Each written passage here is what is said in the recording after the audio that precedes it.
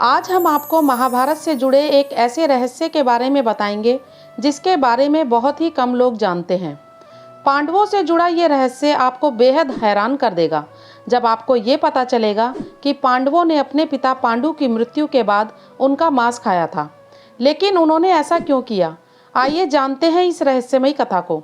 आगे बढ़ने से पहले अगर आपने हमारे चैनल को अभी तक सब्सक्राइब नहीं किया है तो सब्सक्राइब जरूर कर लें और साथ ही बेल आइकन को दबाएं जिससे आपको हमारी आने वाली वीडियो की नोटिफिकेशन सबसे पहले मिले।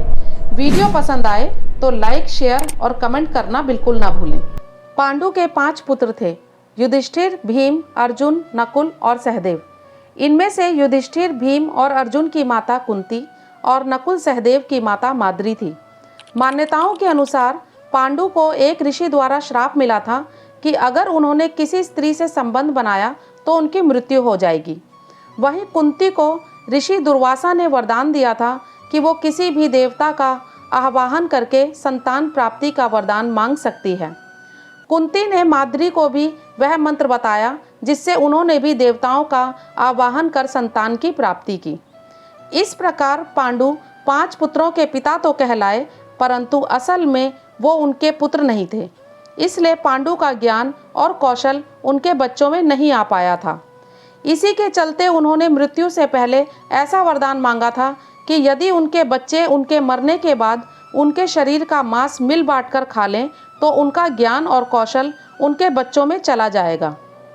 क्योंकि स्वयं पांडु की यही इच्छा थी, ऐसा कहा जाता है कि मौत के बाद उनका दाह संस्कार नहीं किया गया, बल्कि 5 भाइयों ने अपने मृत पिता के शरीर का मांस खाया और सबसे ज़्यादा मांस सहदेव ने खाया।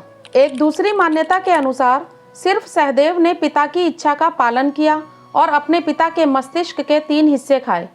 पहले टुकड़े को खाते ही सहदेव को इतिहास का ज्ञान हुआ, दूसरे टुकड़े को खाते ही वर्तमान का और तीसरे टुकड़े को खाते ही भविष्य का ज्ञान हो गया।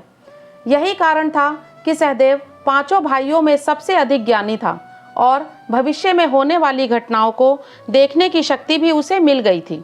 अब आप ये सोच रहे होंगे कि अगर सहदेव भविष्य देख सकता था तो महाभारत में होने वाले युद्ध के परिणाम को भी वो भली भांति जानता होगा। तो आपको बता दें कि युद्ध में क्या होने वाला है उसे सब पता था। ऐसे में भगवान श्री कृष्ण जो अंतर्यामी हैं, उन्होंने सहदेव को श्राप दिया कि अगर वो किसी को ये बात कहेगा तो उसकी मृत्यु हो जाएगी। यही कारण था कि सहदेव ने युद्ध का परिणाम किसी को नहीं बताया।